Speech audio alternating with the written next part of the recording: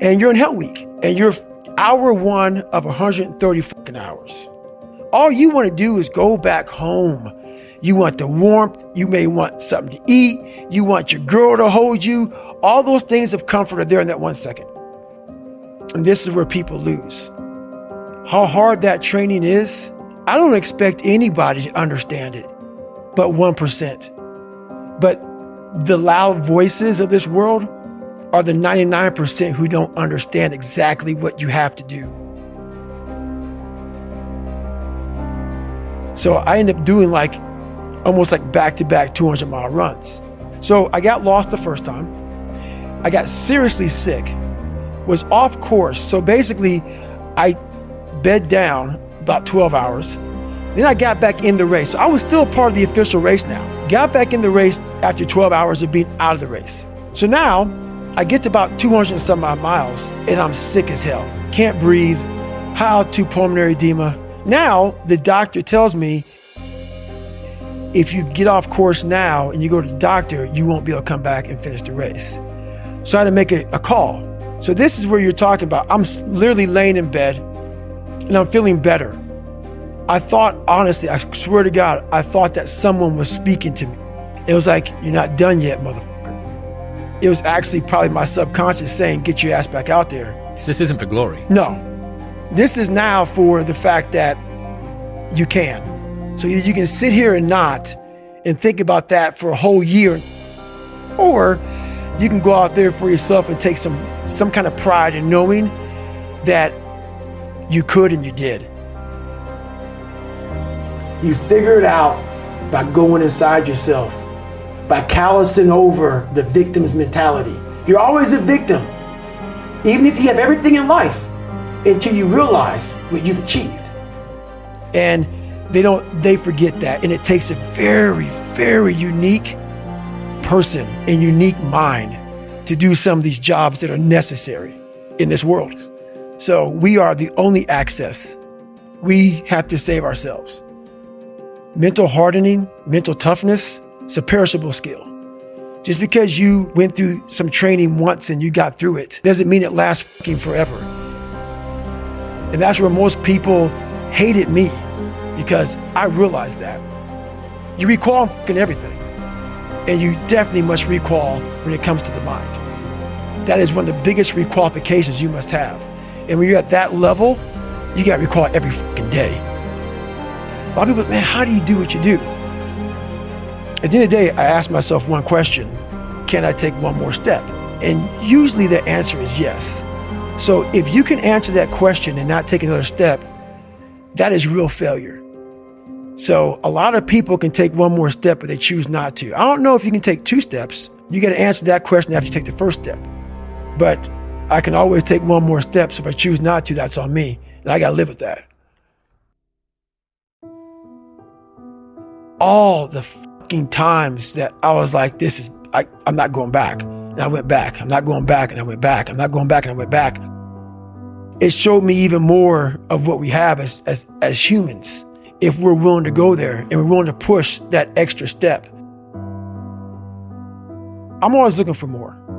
I'm always looking for what's the next thing for myself. How can I grow? And that right there was the next thing for me. I had to take myself to the sewer to show people, hey, I come from hell. Once you come face to face with who you are, you have a starting point. All right, I'm not real smart. I have no courage. I have no self-esteem. I have no nothing. Nothing. That's my starting point. Now we can move from there. What do you think most people get wrong about motivation? They think it's a permanent fix. They think it's something that is a constant. They think that maybe once I get it, I'm gonna hold on to it. Nothing is permanent. Nothing is permanent. And a lot of times you have to learn to perform without motivation. You have to learn to perform without purpose. You have to learn to perform a lot of different things. And that's what people think. They think I need to have this motivation to work out, to study, to be better. So if they don't have it, they just don't fucking do it. And that's where you fail. You have to learn to train your mind well beyond motivation. If you have motivation, that's great. That's some kindling to the fire. All it takes is a little bit of spark, you can burn the whole forest up. But motivation, you have to learn to exist without it. You have to learn to be, your best self when you're least motivated. And that's the tricky part about all that. Motivation is just a word. You have to have these different things in your mind on where you want to go and know that motivation is not going to get me there.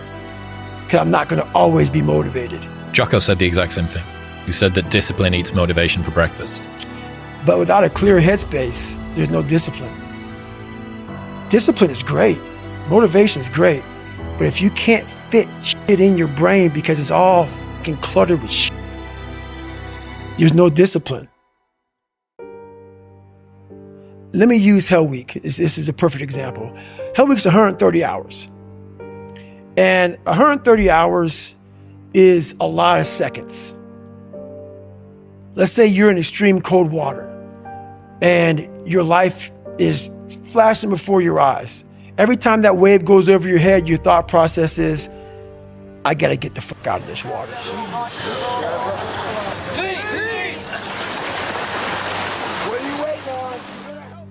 And you're in Hell Week. And you're hour one of 130 fucking hours. And then this is where that 1 second decision comes in. You forgot every reason why you wanted to be there. You don't care about SEALs. You don't care about any of this shit. You don't care about fighting for your country. You don't care about that gaudy gold trident that they put on your chest. You don't care about any of that shit no more. All you want to do is go back home. You want the warmth. You may want something to eat. You want your girl to hold you. All those things of comfort are there in that 1 second. And this is where people lose. What I do in that 1 second, because we all think about quitting when it's hard. But what you have to do in that 1 second is hard to process information during pain. Because that pain takes over and you can't think rationally. You're thinking about fight or flight, save yourself. That's not a rational thought. It's not a thought that's going to get you through hard times. Most people fail that 1 second. So what happens, what I do, I physically stayed in that water. Because if I get out of the water, I quit. So I physically stay in the water, but mentally, I'm on the fucking beach with the fucking instructors. I'm still in the water physically, but mentally I'm back with them. I'm chilling. I got my parka on. And now I'm thinking logically because I'm warm now. Mentally, I'm warm. I've taken that 1 second. Let's not quit yet, Goggins. Let's fucking think about your options. Where are you going to end up if you quit this shit? Where are you going to go? I calm my brain down because your brain just wants to get the fuck out. Ring the bell, push your helmet down, get warm, and then you're really fucked. And these are the things you have to think about in the 1 second decision. So that's what that's all about. It's about gaining control of your mind and then saying, I really do want to be here. And I'm going to have a bunch of these 1 seconds through this 130-hour journey. And I have to learn to control these because if I fail one of these 1 seconds, I will not be a SEAL. I will not be a doctor. I will not be a lawyer. I will not be whatever the fuck it is. So that's how important that 1 second decision is. It's all about your mind takes control of you. You have to say, fuck you. I run this mother. And that's what that's all about. Why do I think people are drawn to advice telling them to do hard things? Because I think any person, any human realizes that if you want some kind of a good outcome, you're going to have to work hard for it. And if you don't work hard for something, you're not going to get an outcome that's really worth much. One day that thing's going to come up. And if you're not constantly performing without purpose, you're not going to be ready when the time comes. It's this magical thing, purpose, that we're all looking for. But we don't take a second to realize the purpose never leaves us because the very purpose is you. You are always the purpose. Motivation is a feeling that comes and goes, and it doesn't matter whether it's there or not. Discipline is infinitely more important. So no matter how you feel, get up and do what you're supposed to do. That's it. And that's discipline. It's not motivation. If you only did what you were supposed to do when you were motivated to do it, that's leaving it to chance. But if you're disciplined, you go do what you're supposed to do. That's the way it works.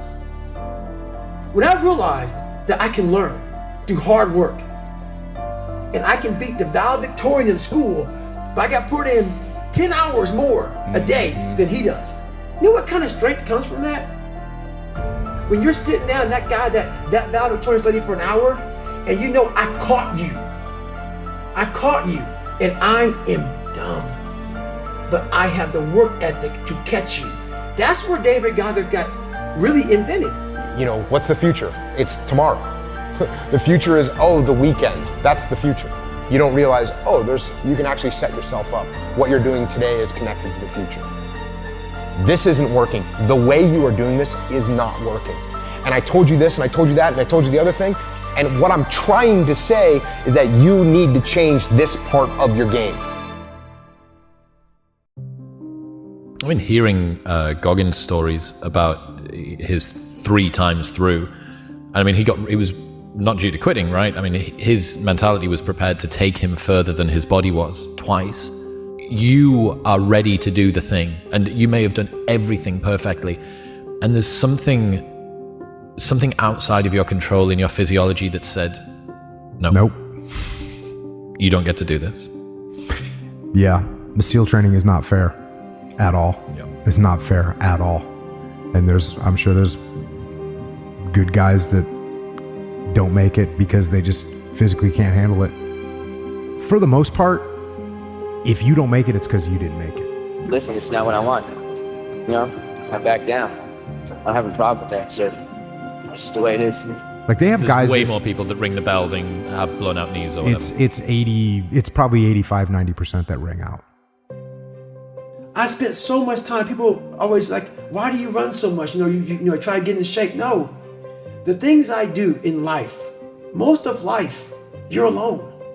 You may have a whole support crew around you, but up here, you're alone. Most of the stuff I do, I'm training for those moments when I was at mile 70 and I had 30 more miles to go, and I crapped up my back and peeing blood down my leg. I had 30 miles to go. There's only so much someone cheering can do for you. Right. When you start to dive back in the cellar of your mind and you're pulling out all these tactics, all these mental tactics to get through this 30 miles when you're in the worst shape of your life and no one's coming to save you, and you get through that. I want to go back there. Like when I got done with that race, I laid in the tub and my ex-wife helped me get up the stairs. And I'm laying in this tub and Coca-Cola's coming out of me. Just looks like dirt. And she's a nurse, and she's freaking out. And she puts the shower on me, and I'm looking at her, and all I want to do is call the race director up of Badwater saying I qualify for the race. And she's thinking we gotta go to the hospital. So she's calling my mom, and my mom has a doctor friend of hers who's over, and they're freaking out. And I said, everybody, just shut up. Wow. Shut up. I'm in the worst pain in my entire life, and no one would ever understand this. No one. When you've gone that deep inside yourself, and all those feelings of pain that I had, I was in the worst pain of my life, ever. And some people think, man, you're just crazy. No, when you've done that, and you've figured out so much on your own, and all that pain and discomfort I had in that tub laying there, passing out, everything, was confirmation of what I just figured out. I just figured out the code. You have to be willing to go there. You have to be willing to really go there. Not surface. I don't live on the surface of anything.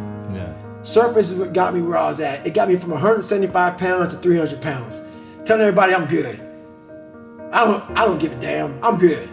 No, they're hollow words. A lot of us speak in hollow words. I used to speak in hollow words. I don't do it anymore. Everything that comes out of my mouth has substance. It's real. They don't know me, son. Get it. 18. They don't know me, son. We all have these feelings in our bodies, in our minds, in our souls. I act on mine. A lot of us who are afraid of something we allow our minds to choose the path of least resistance, so we go a different route. When I'm afraid of something, it's telling me you must conquer this that. thing. You must do that. Yeah. You have to go that way. And most of us don't understand that mentality. So I think there's some inherent characteristic of a person that your environment plays a role, but it can be overcome by determination. And I think you probably have a lot more control over what you do in your life than your background does. The fact that you get to forge whatever the path is that you want to go forward. Like that to me is, especially as someone that, like I say, maybe grew up feeling a little bit helpless. The fact that you realize, hang on, if I put this amount of work in and I dedicate myself and I'm committed and so on and so forth, the fact that you can come out the other side of that and realize that it has real world returns to you it's phenomenal. Yeah, that kind of recognition is what allows people to move on in life and take control of their life and make things happen. That is why if people can make up a mission statement, an ethos in which they want to live by, and every morning you wake up, you hold yourself accountable to that mission, not a company's, your own. Make up your own mission statement. What do you want to be in life? And once you do that, now you can work with somebody to get better. You can work with yourself to get better. But until you know what you want to stand for, you will always just be sitting down. You'll never stand for anything. The world's too noisy. Your mind needs quiet. For you to find who you are. People ask, what's my purpose? Why am I here? You're not going to find it nowadays unless you lock yourself in a quiet room in your mind. And when you are constantly reflecting on who you are, where you've been, the journey you've gone through, the journey you can continue going through, the feeling's always there. You don't allow the world to pull you so fast that you forget. You don't allow yourself to pull you so fast that you forget. It's not about staying in that moment. It's about you want to get to the point where that feeling follows you like breathing. Becomes a part of your life, part of your DNA. But it's made, like these calluses on my hands right now, they're made. Yeah. They are now on my brain. This is now a part of me.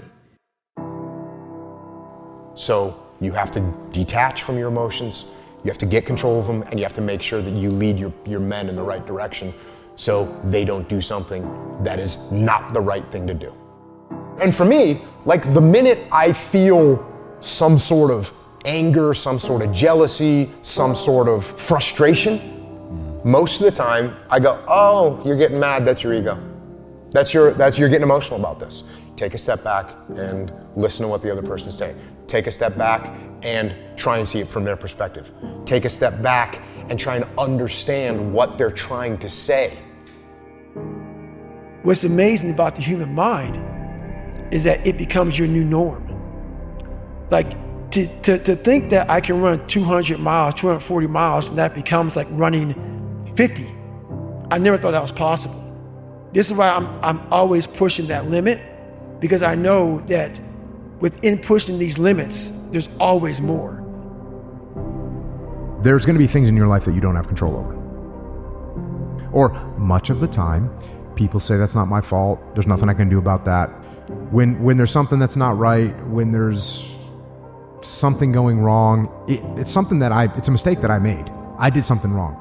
Because I can just about guarantee that everything is my fault. As far as an individual person, there's going to be things in your life that you don't have control over. You know, one of the early questions that I got asked about this, you know, like for instance, someone gets a terrible disease, and or their kids gets a terrible disease, a random disease that's through no fault of anyone. The kid gets sick or the person gets sick. And no, there's nothing you can do about that. What you can take ownership of is how you respond to that situation. And so that's what you have to do. There's things that you can control. There's things you can't control. Now, I will tell you that human beings can control a lot more than they think they can. And oftentimes it's pretty easy just to say, oh, that's not me. That's not on me. And I think that's the whole genesis of the idea of extreme ownership, is most of the time, or much of the time, people say that's not my fault. There's nothing I can do about that. And more often than people think, there is something you can do about it. And it is your fault. What was the greatest lesson your mom taught you growing up? She doesn't know how much she taught me because she wasn't much in the teaching mode. My dad took her soul. But what I did as a young kid is I observed everybody. I wasn't really smart in the books, but I was real smart when it came to life.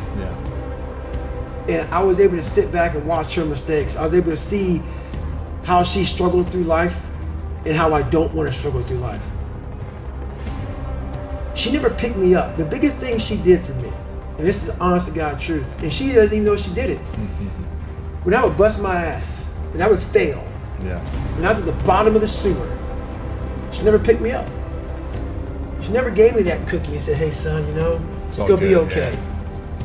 She didn't have time for that. And sometimes she gets upset when I talk about my past because it paints her out to be not the best mom. If I had any kind of mom in that kind of environment, I would have never made it. Because she forced me, for every reason, she forced me to, you better figure this out or you're gonna be a statistic. And this is something that she didn't sit down and tell me. I realized this. This is the world that is in front of me. And what most people do is they see this world and they look at it as an excuse to get out of it. I started looking at it as this is the ultimate training ground for the rest of my life. I have all these valuable lessons because if you look out in the world right now today, it's not a nice place. But I'm very prepared for it. I'm prepared for it. I'm prepared for all the failure coming my way. And what I realized was that the guys that were working harder, for the most part, were good SEALs. Now, there's just some people that are just way talented. We'd show up, 3 minutes before a run or 3 minutes before we do a shooting competition, and they could just walk through it, no problem. Right. And that's great for them. It wasn't me. I'm not that great at anything. But I saw other guys that might not be great at anything either, but they worked hard. They showed up to work early. They did the drills that they were supposed to do. They had discipline. You don't just wake up and just rocky the shit. You gotta wake up and think about, there's a process to getting better. And that process is never finished. So one of the things that I've been thinking about is the danger of success making you soft. And this must be something that you've battled with over the last few years. More money, more attention, more fame, more free things if you wanted, more opportunities to go places and do stuff with people. How have you dealt with this battle of success not making you soft? You have to cap it. You have to learn to cap success. And what I mean by capping success, I believe everybody should live their life. So everything that someone says in life, take it with a grain of salt.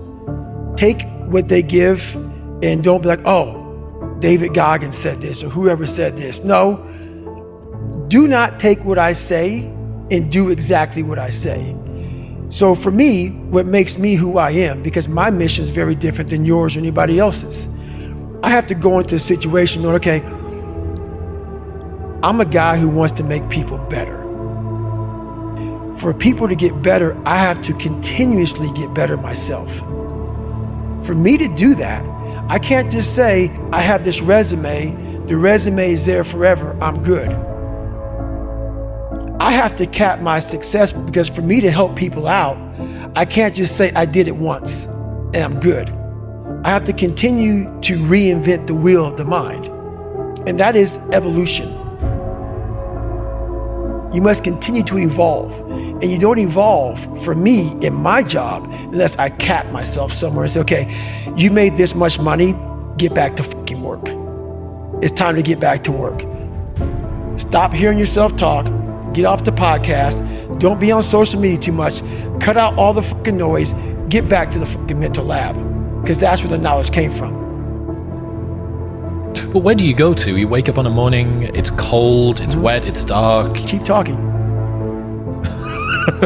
You've got these problems. It's warm on the couch. That's Your it. missus says stay in That's bed. it. It's comfy, That's it's it. cozy. That's You've got it. work later on. You had an argument last night. You're slightly it. hungover. So this is how you level up. That's how you level up. I know there's a whole bunch of people with that right there That fires me up. That brings joy to my life right there. Why? Because I know there's so many people that have the ability and just refuse to get off that couch. Refuse to study a few more hours. Refuse to go deeper, to go further. And that's where I gain the advantage. It's so easy to be great nowadays, my friend, because most people are weak. Most people don't want to go to that extra mile. Most people don't want to find that extra because it sucks. It's miserable. It's lonely. So that's the only purpose I fucking need. So the reason I get up every day, even though there's no race or there's no school, or there's nothing in front of me, is because I have pride in myself.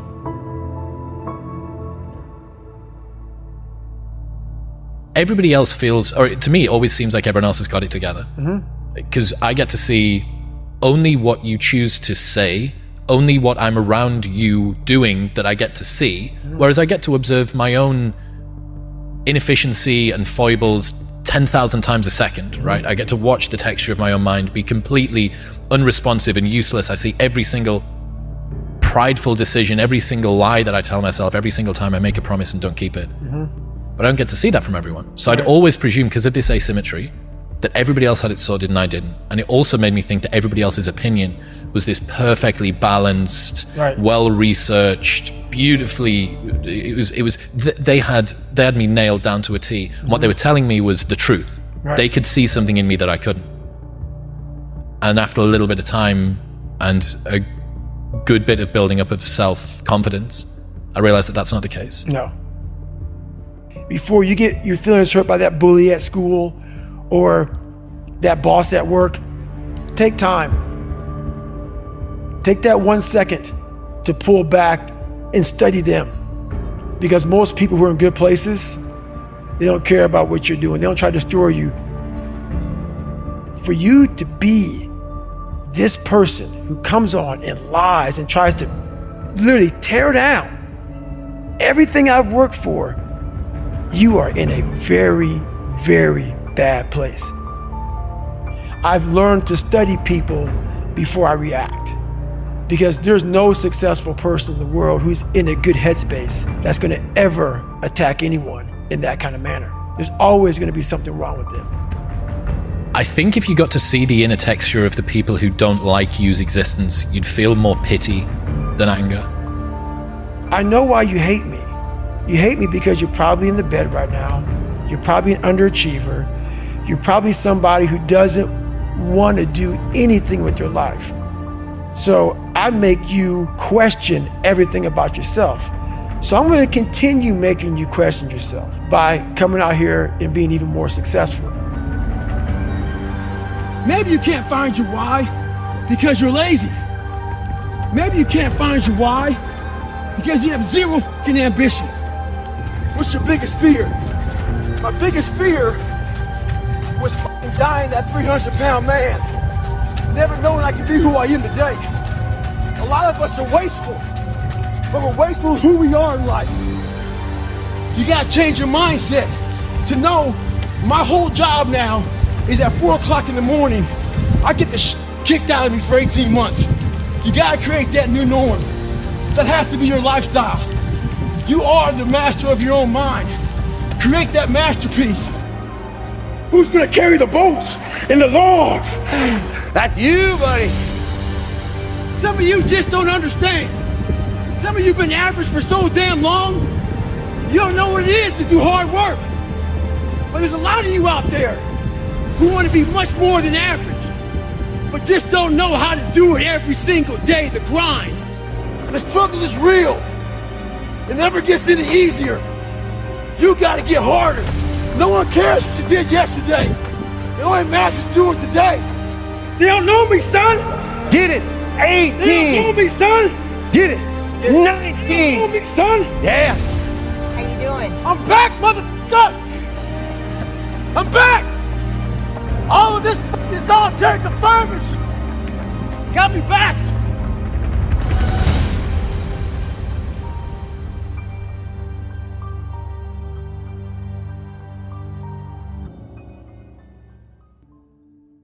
I get better when I'm digging holes in the ground, when I'm waking up early knowing I don't have to do these things. That's where I get better. So it's important to stay hungry. It's important to stay hungry, but it's important more to stay humble within that hunger. So while you're hungry, a lot of people are hungry, but humility is everything. What was that story about William Crawford, the janitor? Yeah. So this guy won the Medal of Honor. So he won the Medal of Honor, and which is the highest award in the military. And this guy went to the Air Force Academy, and he was a janitor.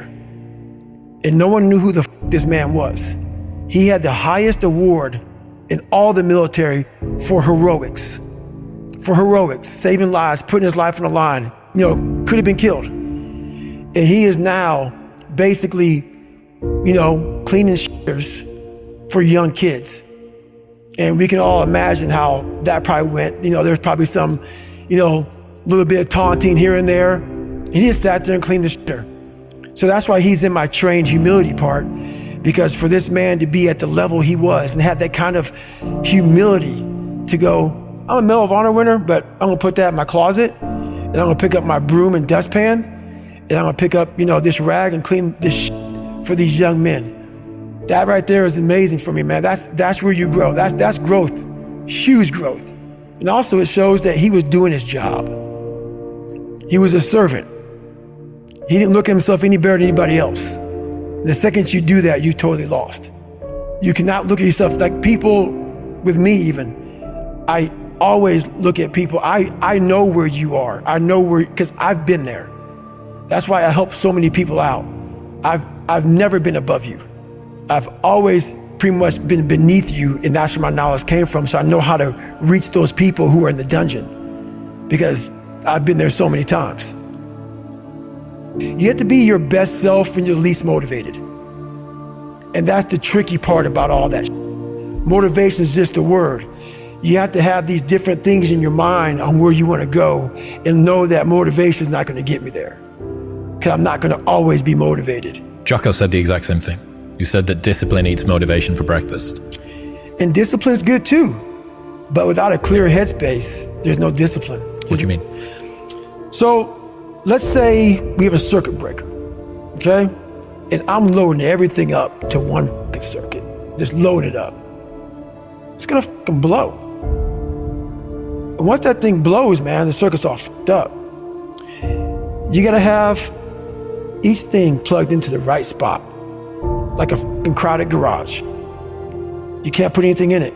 Once your brain is crowded, discipline is great, motivation is great, but if you can't fit shit in your brain because it's all fucking cluttered with shit, there's no discipline. You may have it sometimes when it fits in that crowded garage of your mind, but you don't have the consistency that you need to have with that discipline. I call it mental zones. Is you're organizing your mind so you can put that discipline. So a lot of people talk about discipline. Okay, great. Why do you fall off the wagon?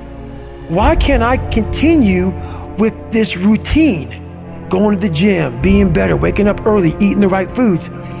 It's because maybe it's your kids, maybe it's your wife, maybe it's your job, and it's all just stuffed in your fucking brain.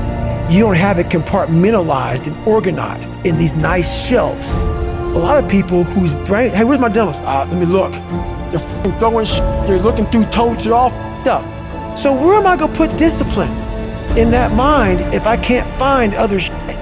You gotta be able to find all these different things in your mind. Oh, I can put discipline right there. If your life is not organized, and your life being everything around you, because it takes one little the piece of an outside interference to clutter your whole mind. Your mind has to always be clear.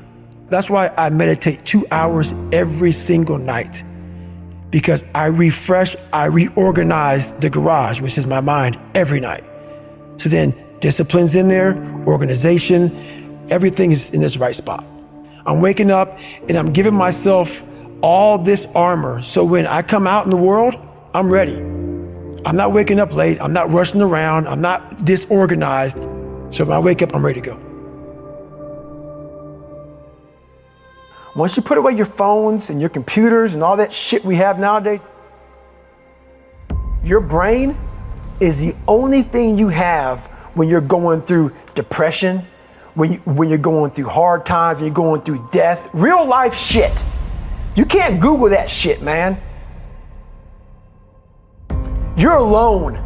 You're alone. You may have a shrink you're going to, you may have a best friend you're going to, but there's 24 hours in the day where you're alone in this brain, and your brain is talking to you in all kind of ways, and it wants to control you and pull you in these different pockets. If you can't control your own brain and your brain controls you, you're fucked. You got to tell your brain where you want to go and how you want to go and how you want to get there. You got to control it. If not, it's over. It's over. All I knew back then was hard work. You got to work hard. You got to work hard. I can't get this paragraph. I can't remember what the fuck's in this paragraph to pass this test to get in the military. Read it again. Still not getting it. Read it again. But if you're not getting it, write it out. And that's how I started learning. I realized if I keep going back and going back and going back until the shit just becomes, your mind will say, fuck, okay, we're gonna figure it out. It'll find a way. Because he is not going to stop. It's not like, I'm gonna try one more time. No, alarm clock goes off, boop, we're going back. I can't read right, we're going back. I gave myself no way out, and my mind realized that. They said, okay, we're gonna adapt and overcome now. That was my mindset. And that's how you get through things. You put yourself, you immerse yourself wherever it is, and you become that. I became hell. And that became my new norm. I gave myself no way out. There was nothing outside these walls of hell. Nothing.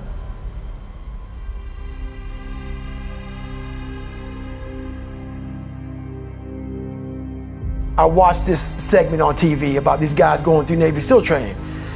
And I couldn't even, I wasn't a great swimmer. I was afraid of the water, all this crap, man. I saw these guys just quitting.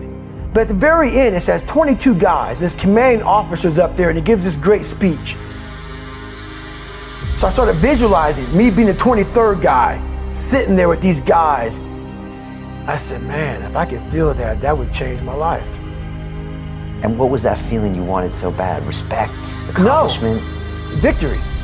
I wanted to win. Not like beat somebody else. It wasn't about that. I just wanted to go the distance. Everything in my life, when something got hard, I quit. I had to work harder than you, so I quit. Like, man, if I could just go that distance, that extra mile, to just go, just to finish. I want to finish. I want to feel victory. And victory for me wasn't winning, it was just finishing. So I said, you know what? If I could feel like these guys feel, it would change my life. And literally, I started feeling victory just by putting myself in the battle. I started realizing, man, just by going to war with myself every day and putting these challenges and these goals and these obstacles, these insurmountable obstacles, now we can move from there. But if you look at it as, man, I'm broken and I'm still here. And I'm fighting, and I'm gonna find a way to get through this because I have no other place to go. It gives you a lot of power. And no one really finds themselves without going through trials, tribulations, suffering, accountability. And accountability is suffering. Being accountable every fucking day for doing right for yourself, for the people next to you, it's miserable. The more I did this, the more I gained confidence. And then the more I gained confidence, the more I realized, fuck these Navy SEALs, man. These guys can't do what I'm doing right now. I had no coach, had no trainer, had no money. I didn't know how to lose weight. I had no knowledge of what I was doing. I was just working. I was just sacrificing. But I would have never found these tools if I didn't put myself in a very uncomfortable place. and your true self is found in that very uncomfortable zone. That's where he came from. He came from all these fucked up obstacles, and now he's there. So everybody goes, how do you do that? You know exactly how to do that.